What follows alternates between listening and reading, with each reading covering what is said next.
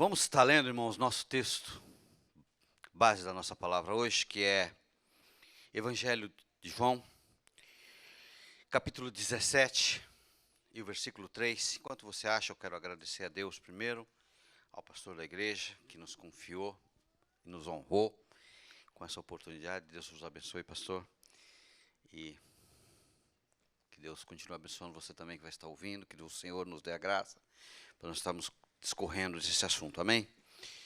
Vamos ler, meus irmãos.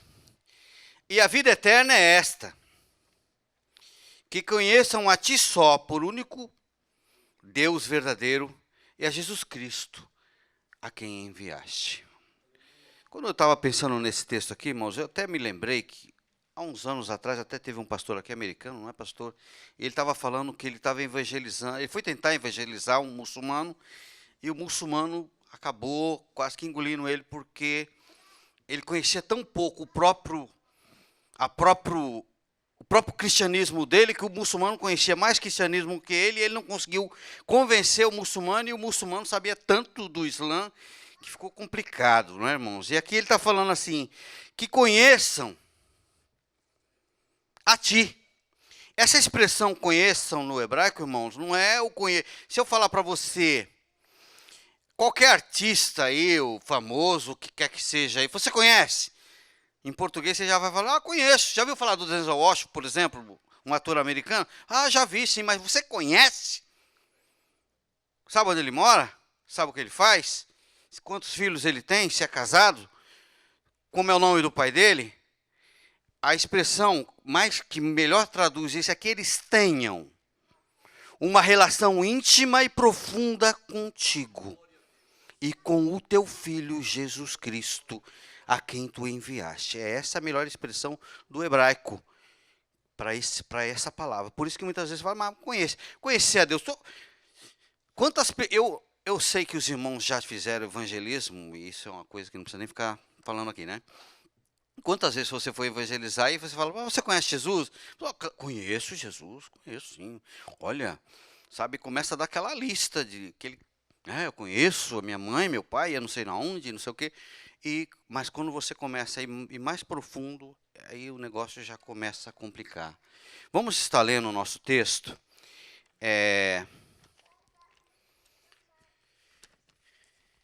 A nossa introdução. Chegamos ao último estudo da agenda islâmica neste ano. Porém, o nosso trabalho apenas está começando, pois muitos grandes desafios estão postos diante de nós pela responsabilidade que adquirimos tendo revisto tão magnífico assunto. Aqui estão listados alguns deles.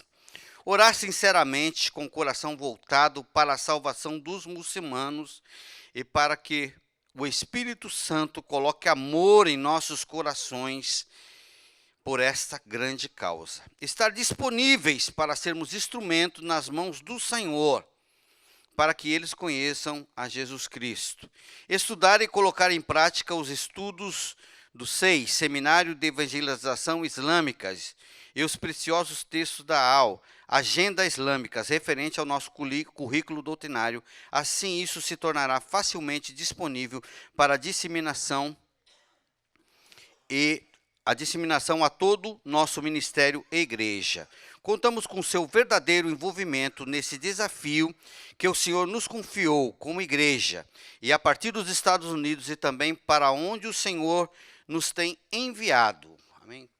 Que você esteja disponível, que você esteja orando, para que o Senhor coloque alguém no teu caminho. Eu me lembro de um testemunho do pastor Tim LaHaye. Ele falava assim que ele não tinha muita vocação para ficar assim, ele não era uma pessoa inibida, né, que não tem aquela pujança para parar todo mundo. Olha, preciso falar de Jesus para você. Mas ele sempre falava, Espírito Santo, eu estou aqui à sua disposição. Me use. O importante é que você esteja disponível, porque o Senhor, todo esse preparo que você está tendo, ele tem alguma utilidade, alguma função, algum objetivo.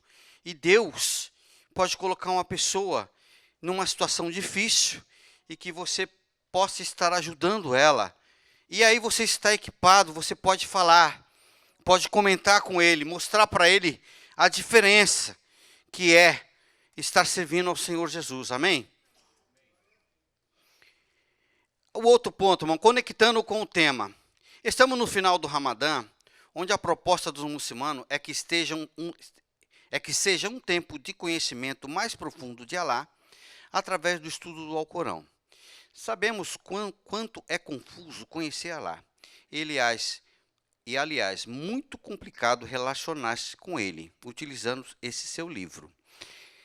A palavra de Jesus, diferente disto, nos mostra como podemos conhecer a Jesus e agradarmos o coração de Deus por meio da prática sincera dos ensinamentos bíblicos, o qual sempre aponta para o exemplo de Cristo. Observemos o seguinte: eu sou o caminho, a verdade e a vida, e ninguém vai ao Pai senão por mim.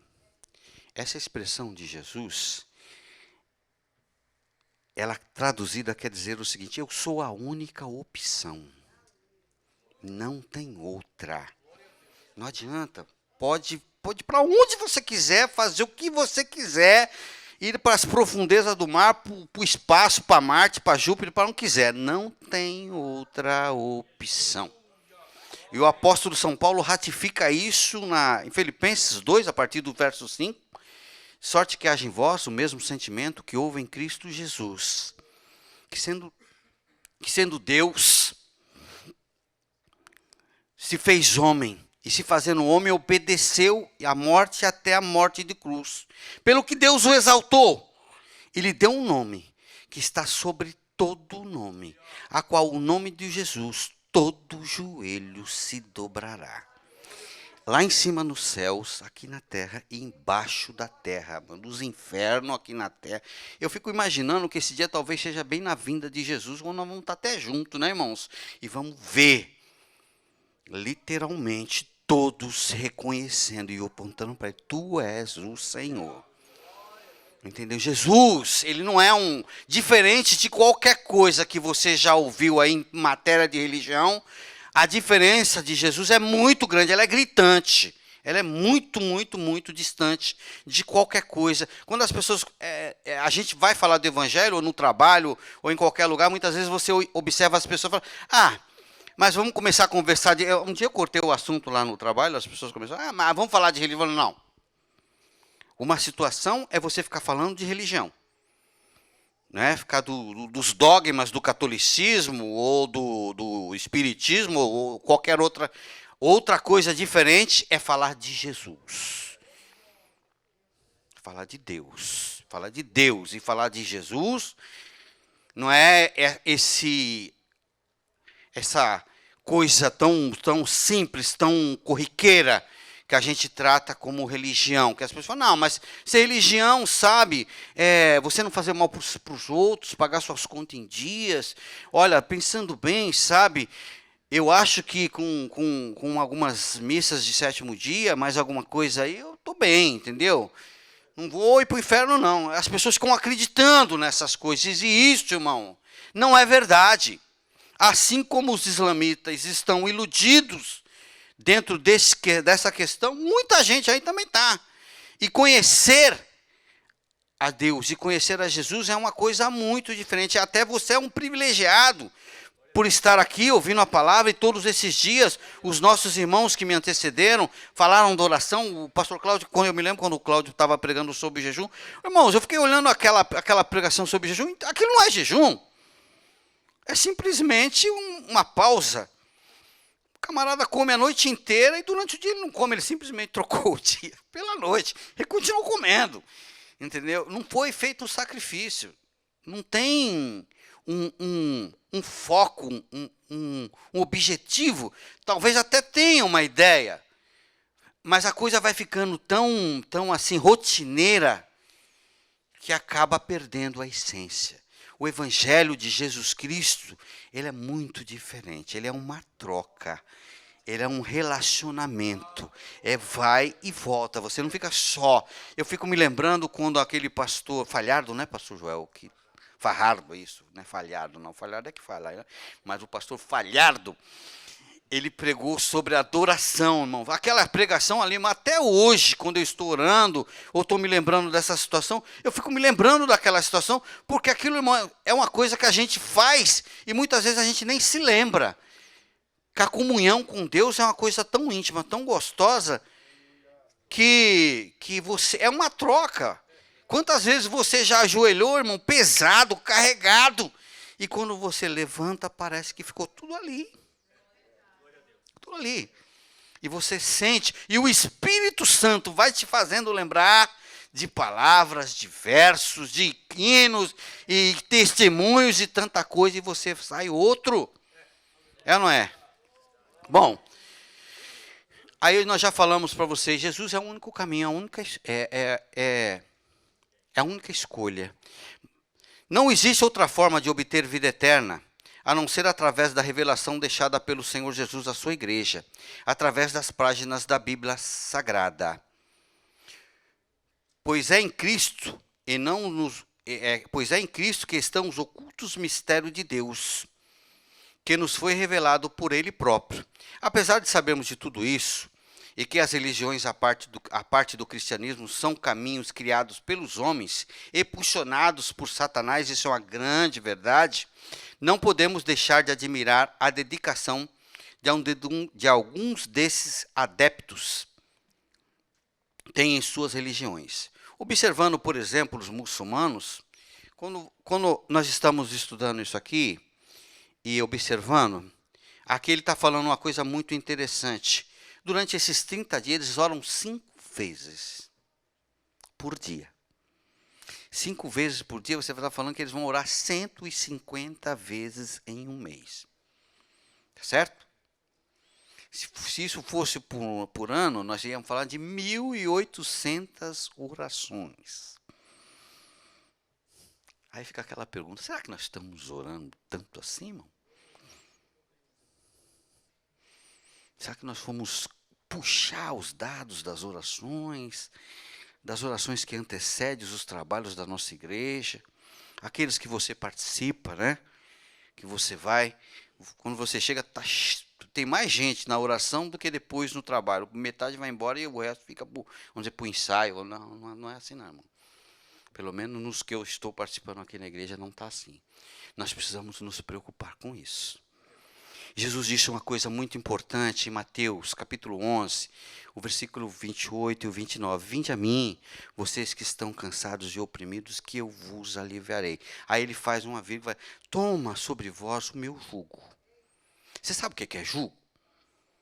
Jugo, lá no Nordeste, é canga, né? Em alguns lugares é uma cangaia, é uma peça de madeira cortada sobre medida que é colocada entre 2 animais. E para eles andarem juntos, irmão, até o passo tem que ser igual, porque senão um machuca o outro. Jesus fala assim, antes de você aprender, você precisa andar junto comigo.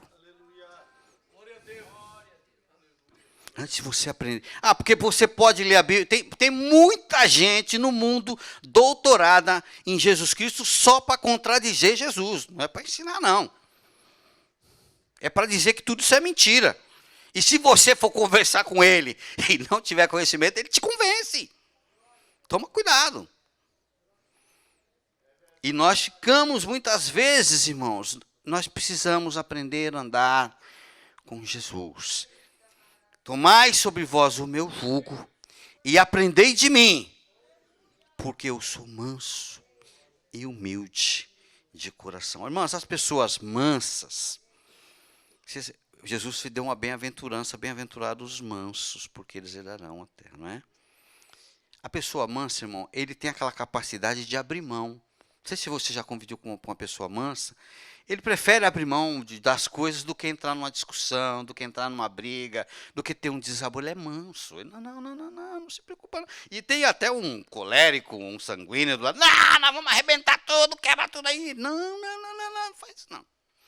E ele segura. E é um verdadeiro algodão entre os vidros, e não pedra entre os vidros.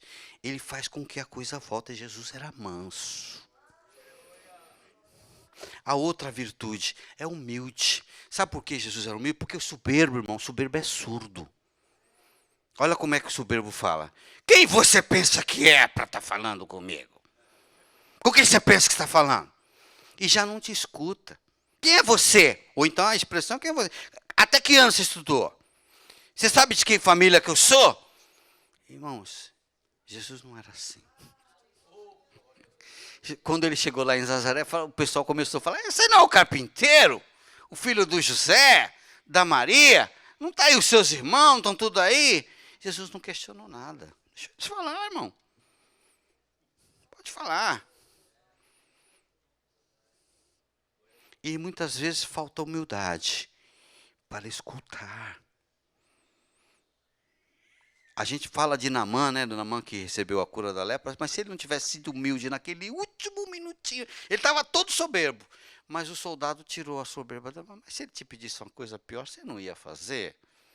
Ele falou, sabe que você tem razão? A capacidade de ouvir, de ponderar, de conceder para você mesmo o benefício da dúvida. Ah, mas peraí, será que não vale a pena dar uma olhadinha? Dar uma segunda analisada? Às vezes você está tirado, cuspindo vespa pelos lábios, e alguém vem em você e fala, não, meu irmão, calma. Eu me lembro que uma vez eu discuti com uma pessoa e eu fiquei bravo e queria derrubar tudo. E eu não sou assim, né? Imagina. E, aí um amigo pôs a mão no meu ombro e falou, não, peraí, Eduardo, você não está prestando atenção. Está sendo uma pessoa muito boa. É porque você está com raiva. Espera um pouco. Quando aquela pessoa falou, parece que tirou a faca da minha mão. Eu falei, sabe que você tem razão? Eu vou dar uma olhada mesmo. Irmãos, foi uma bênção. Agora, se você não tem essa capacidade, aprendei de mim que sou manso e humilde. Por quê? Aí você vai encontrar descanso para a sua alma. O mundo está perdido aí, irmão. Quantas pessoas não têm paz? Quantas pessoas milionárias, miseráveis? Tem diversão no mundo inteiro e nunca teve tanta gente triste. Tem tantas opções de medicina e não tanta gente doente, enferma. Mas você está descansando. No Senhor. É o Senhor o teu refúgio, é o teu descanso. Conhecer Jesus é isto. Vamos seguir. E aí ele está falando uma coisa aqui, que eles jejuam por 30 dias. Logo mesmo nas suas práticas, logo mesmo que as suas práticas, eu estou na página 3, lá no último parágrafo, logo mesmo que as suas práticas religiosas não tragam nenhum resultado espiritual positivo e real, elas acabam por formatar uma conduta que leva a viver uma vida de compromisso com qualquer causa que eles abracem. Eles têm esse hábito. E quando eles se convertem, eles levam esse hábito com eles. E isso é muito positivo. Porque eles passam a ser fervorosos. Até eu me lembro que nós tivemos uma aula aqui, estava o pastor Marcelo, né, pastor João, o nome dele, que lá do Brasil, e ele estava falando, irmão, até da maneira como eles seguram o Alcorão, não pode, aquele cuidado todo mesmo. E até ele citou um exemplo, que ele foi na casa, parece, de um irmão, e ele viu a Bíblia, não sei na onde, ele ficou meio assim, achando, né, um negócio meio estranho. E quantas Bíblias nós encontramos, irmãos, muitas vezes aí, até os irmãos dão testemunho que a pessoa foi fazer uma visita, e a pessoa, uma visita corriqueira, o pastor estava indo, e não, como estava vindo de um lugar e não estava sem a Bíblia, pediu para a irmã a Bíblia, e a irmã achou o óculos depois de 5 anos dentro da Bíblia. Complicado, né, irmão? Então, quer dizer, nós precisamos prestar atenção nesses detalhes. Você precisa, se você realmente quer conhecer Jesus, ter a relação que eu estou falando, você precisa primeiro falar para você mesmo, eu preciso mudar. Eu não posso continuar assim como eu estou, se de fato a vida eterna é esta. Conhecer, ter relacionamento, é desenvolver. Vamos seguir. Desenvolvendo um olhar clínico e crítico positivo. O olhar crítico e positivo é o constante exercício, consciente ou não, de olhar, observar, investigar, pesquisar, ler, produzir, dialogar, refletir e entender, buscando sempre o questionamento a respeito de algo ou de alguém. Em outras palavras, é observar, analisar, aprender, extraindo coisas boas das experiências boas ou ruins de outros ou mesmo nossas. Muitas vezes até contrárias às nossas convicções de fé. Assim, retirar delas algum ensinamento prático. Por exemplo, o Tessalonicense está falando, examinai tudo e retende o bem. Muitas vezes você não precisa necessariamente estar envolvido com uma coisa para você reter o bem e saber que você não precisa participar dela.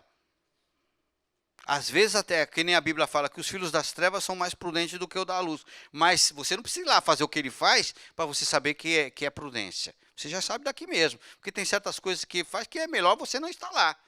Nem estar envolvido. Eu vou dar um exemplo para você.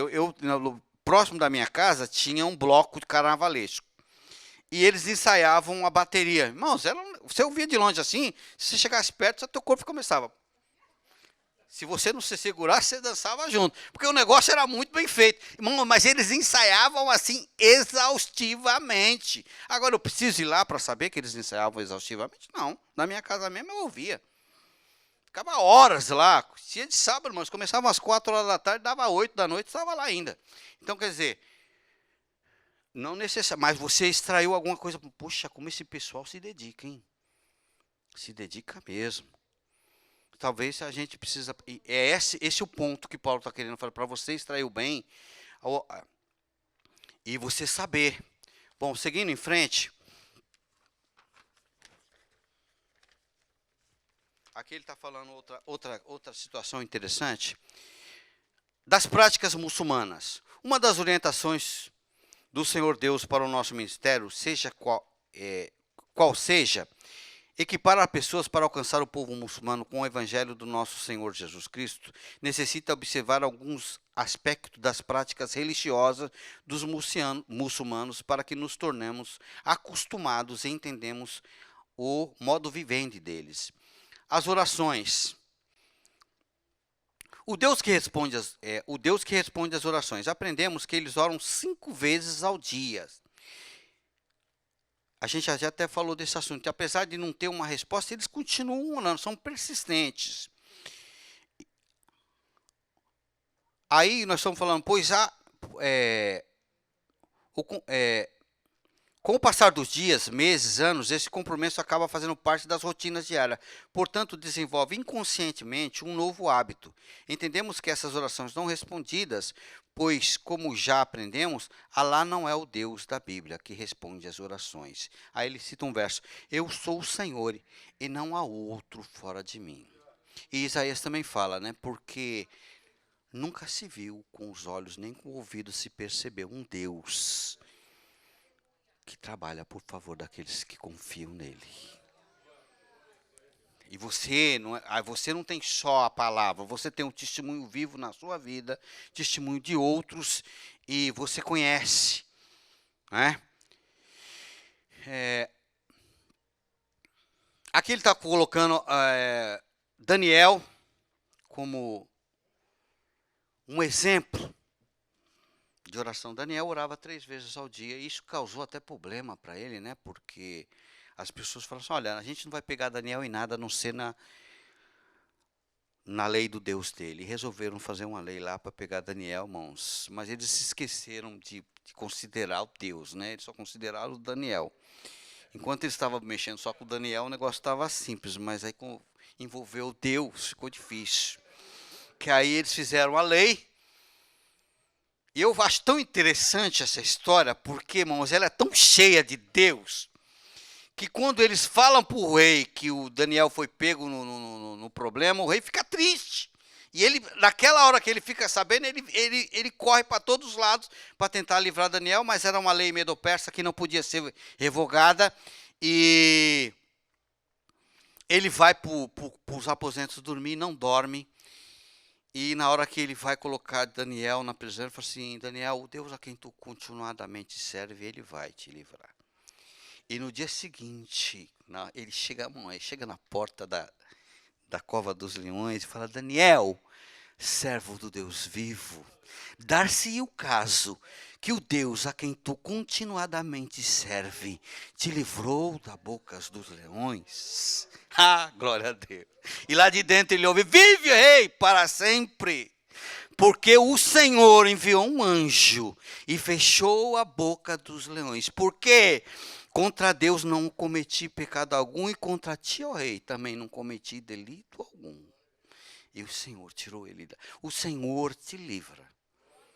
A oração é a chave que o Senhor colocou nas suas mãos para você abrir as portas que estão fechadas. Amém? E Paulo aos Tessalonicenses falou: orai sem cessar.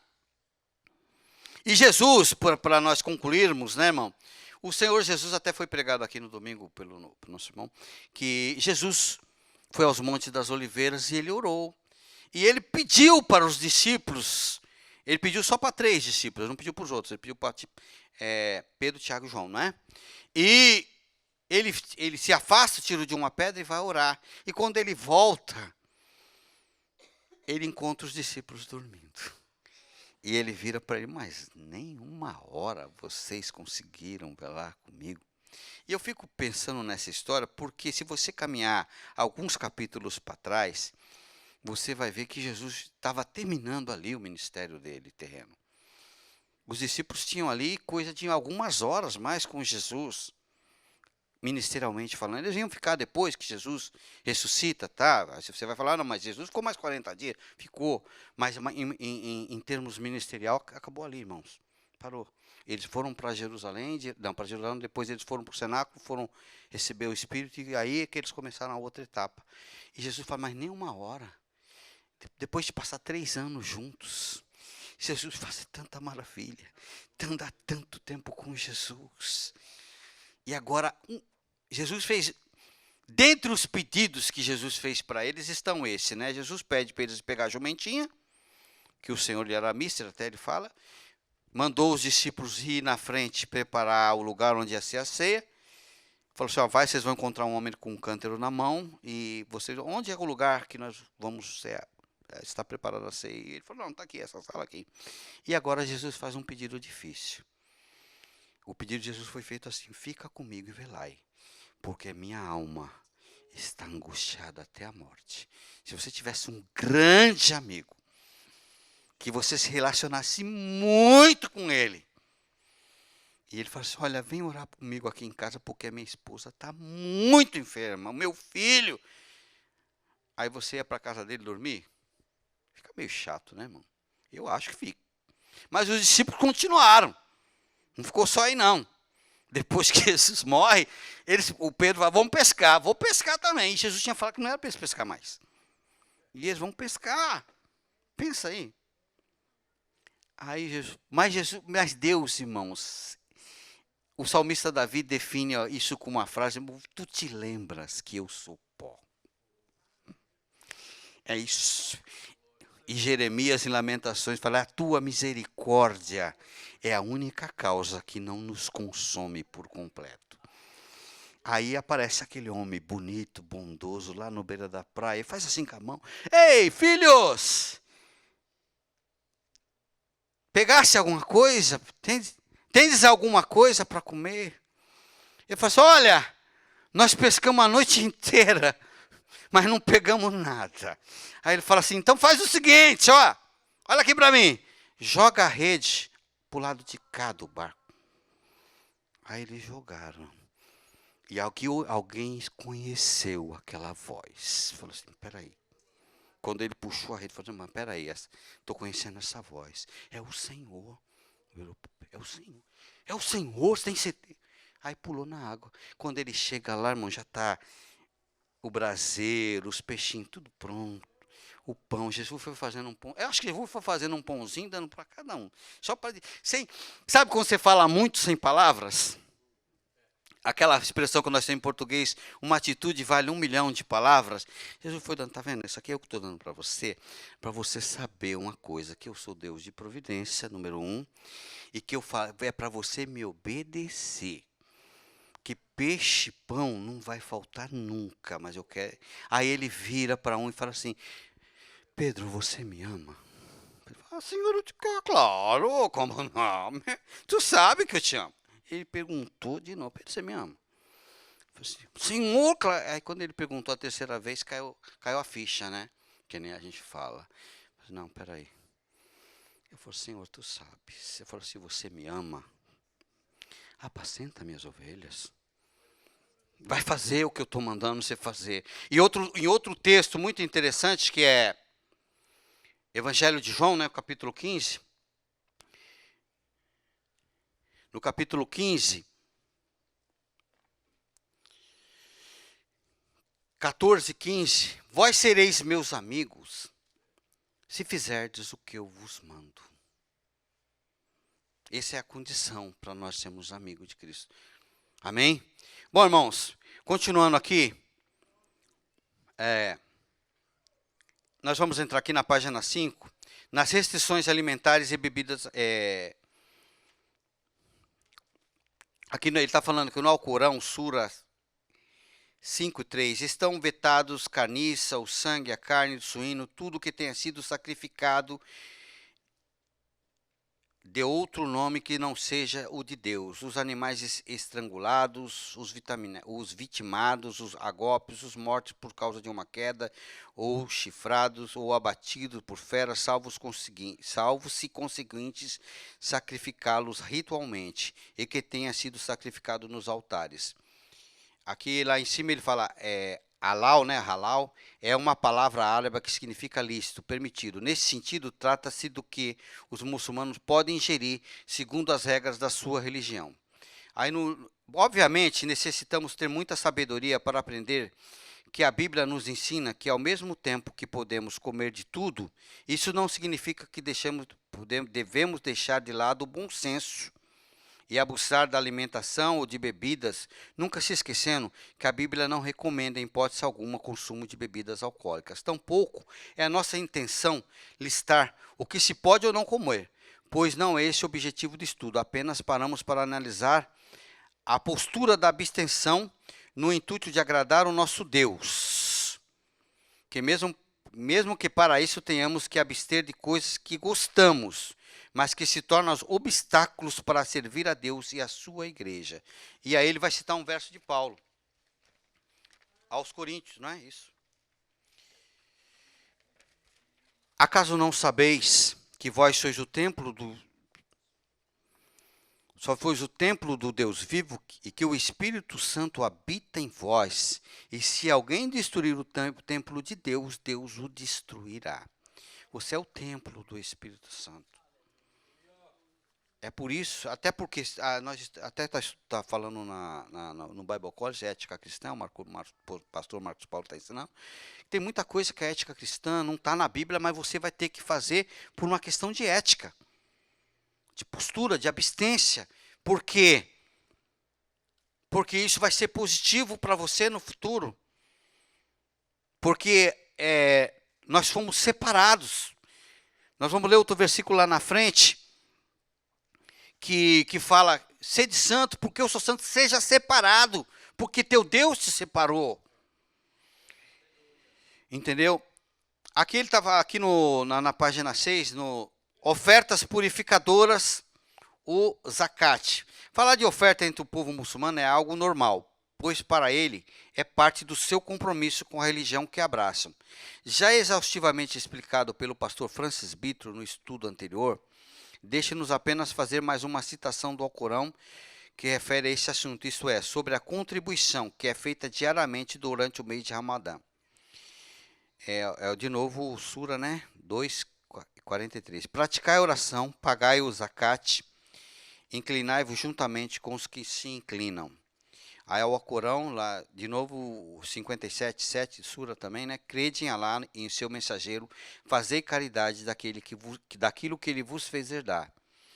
Daquele que dentre vós creem e fizerem caridade obterão uma grande recompensa. Infelizmente, no meio evangélico, os crentes estão ficando cada vez mais egoístas e avarentos, mesmo correndo o risco de serem impedidos de entrar no céu. Olha o que fala aí em Efésios, né? Fiquem sabendo disto. Nenhuma pessoa imoral, impura ou avarenta, porque a avareza é idolatria, tem herança no reino de Cristo e de Deus. Não seja avarento. Jesus disse, mais bem-aventurada coisa é dar do receber. Dai e vos será dado. Boa medida, recalcada, sacudida e transbordante se vos darão, se você der. Não fique preocupado. Ai, meu Deus, se eu der, vai ficar faltar para mim. Não. Não vai não. Deus não vai deixar faltar. Aí, na página 7, lá em cima, como nos posicionamos no campo de batalha? Alcorão, Surra 2:185. O mês do Ramadã foi o mês que foi revelado o Alcorão. Orientação para a humanidade e vivência de orientação e discernimento. Por conseguinte, quem de vós presenciar o novilúlio deste mês deverá jejuar. Porém, quem se achar enfermo ou em viagem, jejuará. Depois, o mesmo número de dias. Deus deseja que a comodidade e não a dificuldade. Mas cumpri o número de dias. Glorificai a Deus por ter vos orientado, a fim de que lhe agradeceis. Durante o Ramadã, os adeptos da religião muçulmana devem, durante 30 dias seguidos, posicionar a sua vida numa forma diferente do resto do ano. Além de não comer e beber, os fiéis são incentivados a melhorar ainda mais o seu comportamento e evitar hábitos que levam ao pecado.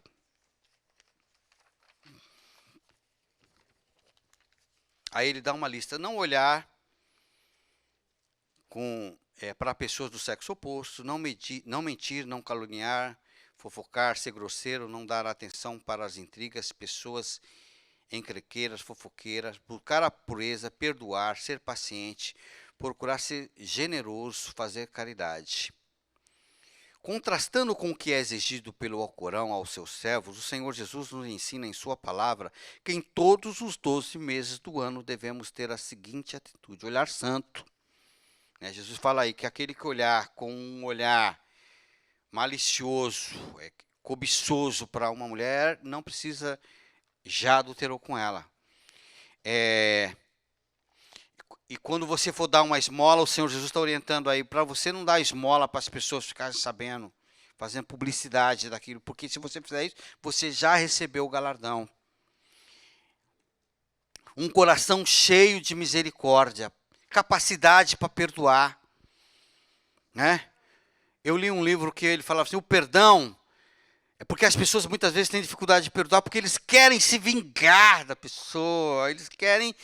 Aí ele fala assim que o perdão não tira a vingança sobre aquela pessoa, simplesmente tira da sua mão e passa para a mão de Deus. Você apagou, esqueceu, da minha parte já foi, chega, eu te perdoo e deixa que é Deus que resolve. E quando Deus resolver, irmão, o Espírito do Senhor vai lá e amassa a pessoa. Você lembra? E aí a pessoa parece que dá um start, assim, né? Que nem partida de carro. E, eu fiz isso, é por isso que eu estou passando por isso. A própria pessoa se conscientiza, não precisa nem você falar nada. E ele vem até em você, até fala, olha, eu fiz aquilo com você, tá vendo o que está me acontecendo? Acho que já te aconteceu isso aí. Então, o que acontece? Modéstia, né? Não fica querendo se aparecer, olha, eu estou jejuando, eu estou orando. Eu fui educado por um pastor que ficou na nossa igreja durante 22 anos. E ele ensinou para nós, era um homem muito sábio, de muita oração. Um aluno, assim, de caderneta do pastor Cícero, depois do pastor Joelto. Ele não perdia estudo, mas ele levava para nós. Era uma benção.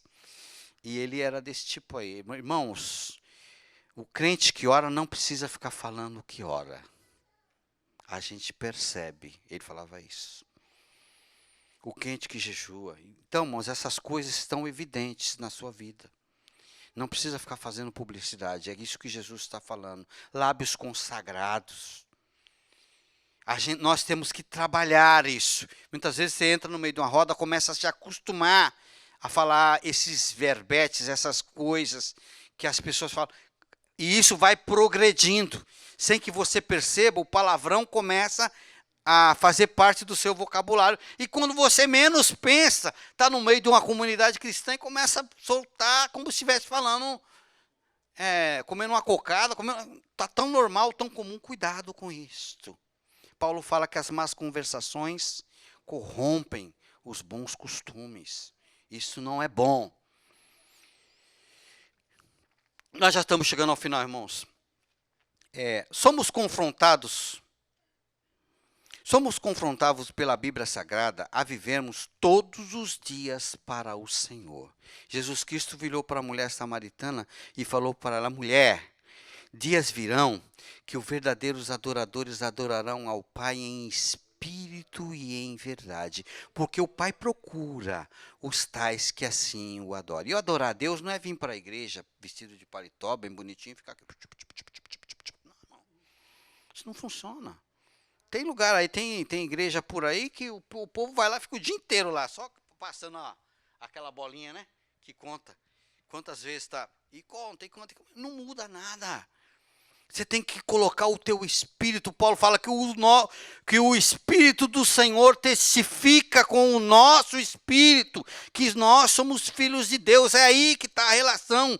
E você vai estar comunicando com o Senhor com você. E essa comunhão é que é a sua adoração. É ela que vai trazer você para a realidade da palavra de Deus. E por conseguinte, ir mudando a sua vida. Senão, você vai ficar sempre na mesma situação, sem mudar nada.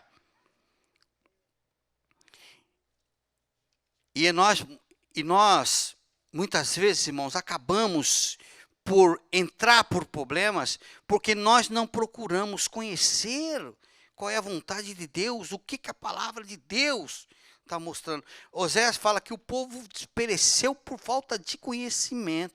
E não é só conhecimento bíblico, é conhecimento, é buscar. Tiago fala, quem não tem sabedoria, peça a Deus. O temor do Senhor é o princípio da sabedoria. Muitas vezes você vai para um interior, vai para um lugar, as pessoas muitas vezes não são letradas, não tem 50. Esse pastor que eu acabei de referir a vocês, ele tinha 4ª série primária, irmãos, mas ele ensinava a Bíblia. Parece que muitos doutores não conseguiram ensinar. Eu me lembro de uma situação, até eu citei isso para o pastor Joel, concluindo, que sobre a autoridade espiritual apareceu na nossa igreja uma senhora com o esposo, uma senhora muito bonita, aceitou Jesus. E em poucos dias ela mudou o vestimenta, tudo, e começou a andar com as irmãs, se batizou. E quando, passado alguns meses, a gente viu ele conversando com ela chorando, e ela desapareceu da igreja. E aí falaram assim para ele, que o marido dela falou que não é mais para ela vir para a igreja. E aí passou, falei para ela, ficar em casa. Eu falei, minha irmã, obedeça ao seu marido. Fique na sua casa, pergunte para ele se nós podemos ir lá com as irmãs fazer um culto e os presbíteros da igreja levar ceia para a tua esposa. Ele autorizou. E quando Deus trabalhar no coração dele, a irmã volta. Passou rápido, 16 anos. Aí um belo dia ela estava fazendo aniversário, ele levou ela, comprou presente e falou para ela, hoje quero que você faça uma coisa que eu sei que você gosta. Vá para a igreja. Ela foi para a igreja e ele se trocou e foi atrás. E quando terminou o culto, ele aceitou Jesus. Agora, se ela tivesse feito o contrário, o que você acha que tinha acontecido? Eles tinham se separado. Então, irmãos, não é muito diploma que vai fazer de você um sábio. O que vai fazer de você, é lógico que isso coopera. Não estou querendo desmotivar você, por exemplo, estar aqui com o nosso pastor Adel, um Bible College, ler a palavra de Deus, enfim, isso tudo vai te ajudar a conhecer a Deus. Porque conhecer ao Senhor implica em conhecer a sua palavra também. Paulo escreve para Timóteo, em 1 Timóteo 4:3, persiste em ler. Aí quando você pergunta para ele, eu não gosto de ler, mas se não gosta de ler, mas a Bíblia... Fica uma interrogação. Se não gosta de ler, será que lê a Bíblia? Então, essas coisas que nós temos que perceber, irmãos, porque isso tudo está inserido nesse assunto que nós estamos falando, amém? Que o Senhor te abençoe, te guarde, e que você possa insistir em aprender e em conhecer ao Senhor, amém? Que Deus em Cristo nos abençoe. Deus abençoe, pastor, pela oportunidade, amém?